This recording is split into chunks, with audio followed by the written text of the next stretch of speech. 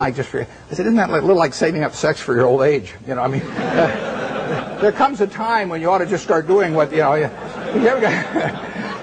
So, I think I got the point across to him. But you ought to take a job. When you get out here, take a job you love. Don't take a job that, you know, you think is going to look good on your resume. Take a job you love. You may change it later on, but you'll jump out of bed in the morning. I mean, when I got out of Columbia, the first thing I tried to go to work for Graham immediately. I offered to go to work for him for nothing. He said I was overpriced. But I kept pestering him. I went out to Omaha and I sold securities for 3 years, and I kept writing him and giving him ideas and doing all this. And finally, I went to work for him for a couple of years, and it was a great experience. But I always really worked in a job. I worked in a job that I loved doing. And you should really take a job that if you were independently wealthy, you would take. That's the job to take, because that's the one that you're going to have great fun in. You'll learn something. You'll be excited about it, and you can't miss. You may go do something else later on, but you'll get way more out of it. And I don't care what the starting salary is or anything of the sort. I don't know how I got off on that, but there I am. So I do think that if you think you're going to be a lot happier if you've got 2x instead of x, you're probably making a mistake. I mean, you ought to find something you like that works with that, and you'll get in trouble if you think that making 10x or 20x is the answer to everything in life, because then you will do things like borrow money when you shouldn't, or maybe cut corners on things that your employer wants you to cut corners on. Or it just doesn't make any sense. You won't like it when you look back on it. Yeah. Would you talk to the students about the companies that you like? I don't mean names. I mean what makes the company something that you like. I like businesses I can understand. We'll start with that. That narrows it down about 90%. I mean, there's all kinds of things I don't understand, but fortunately, there's enough I do understand. And you got this big, wide world out there. Almost every company's publicly owned, so you got all American business practically available to you. Now, to start with, doesn't make sense to go with things that you think you can understand, but you can understand some things. I can understand this. I mean, you can understand this. Anybody can understand this. I mean, this is a product that basically hasn't been changed much. They've added the cherry, but since 1886 or whatever it was, and it's a simple business. It's not an easy business. I don't want a business that's easy for competitors. So I want a business with a moat around it. I want a very valuable castle in the middle, and then I want the duke who's in charge of that castle to be honest and hardworking and able. And then I want a big moat around the castle. And that moat can be various things. The moat in a business like our auto insurance business at GEICO is low cost. I mean, people have to buy auto insurance. So everybody's going to have one auto insurance policy per car, basically, or per driver. And I can't sell them 20, but they have to buy one. What are they going to buy it on? They're going to buy it based on service and cost. Most people will assume the service is fairly identical among companies or close enough. So they're going to do it on cost. So I got to be the low-cost producer. That's my moat. To the extent my costs get further lower than the other guy, I've thrown a couple of sharks into the moat. But all the time, if you've got a wonderful castle, there are people out there who are going to try and attack it and take it away from you. And I want a castle that I can understand, but I want a castle with a moat around it. 30 years ago, Eastman Kodak's moat was just as wide as Coca-Cola's moat. I mean, if you were going to take a picture of your 6-month-old baby, and you're going to want to look at that picture 20 years from now, and you're going to want to look at it 50 years from now, and you're never going to get a chance. I mean, you're not a professional photographer so that you can evaluate what's going to look good 20 or 50 years ago. What is in your mind about that photography company is what counts, because they are promising you that the picture you take today is going to be terrific to look at 20 or 30 or 50 years from now about something that's very important to you, maybe your own child or whatever it may be. Well, Kodak had that in spades 30 years ago. They owned that. They had what I call share of mind. Forget about share of market, share of mind. They had something in everybody's mind around the country, around the world, with a little yellow box and everything, that said Kodak is the best. That's priceless. They've lost some of that.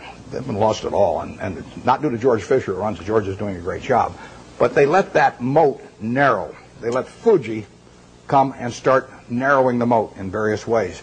They let them get into the Olympics and take away that special aspect that only Kodak was fit to photograph the Olympics. So Fuji gets there, and immediately in people's minds, Fuji becomes more at a parity with Kodak.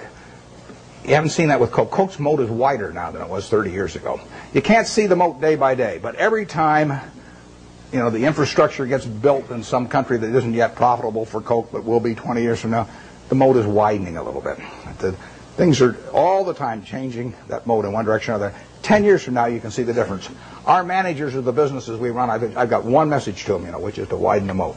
And we want to throw crocodiles and sharks and everything else, gators, I guess, into the moat to keep away competitors. And that comes about through service. It comes about through quality of product. It comes about through cost. It comes about sometimes through patents. It comes about through real estate location.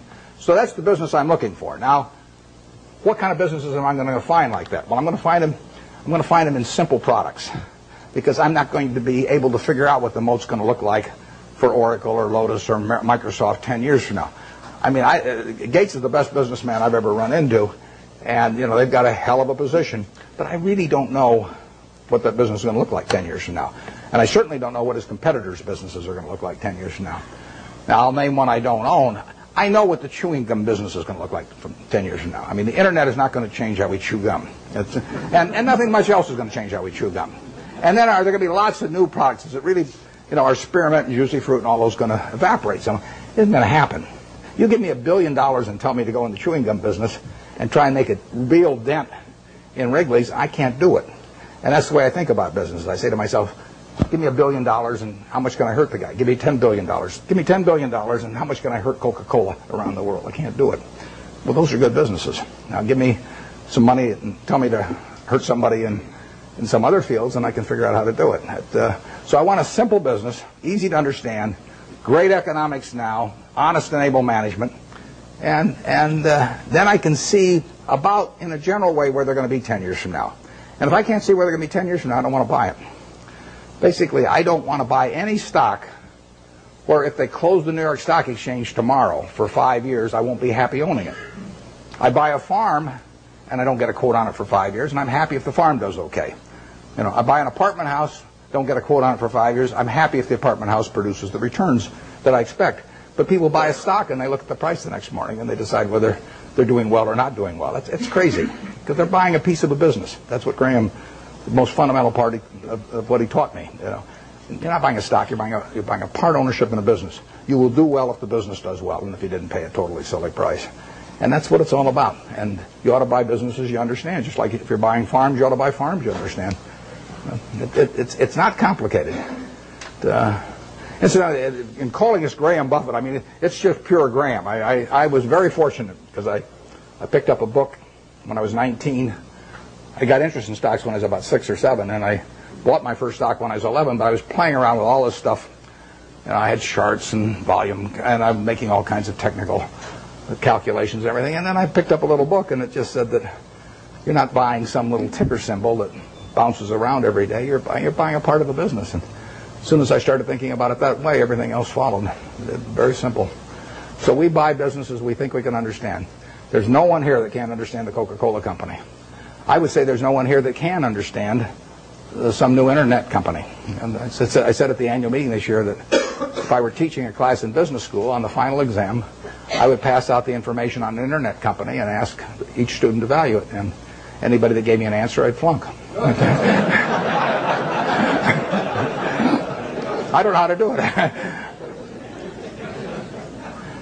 But people do it every day. I mean, it's more exciting. I mean, if you look at it like going to the races or something, that's a different thing. But if you're investing, I mean, investing is putting out money to be sure of getting more money back later, at an appropriate rate. And to do that, you have to understand what you're doing it in. I mean, you have to understand the business. And you can understand some businesses, but not all businesses. Yep.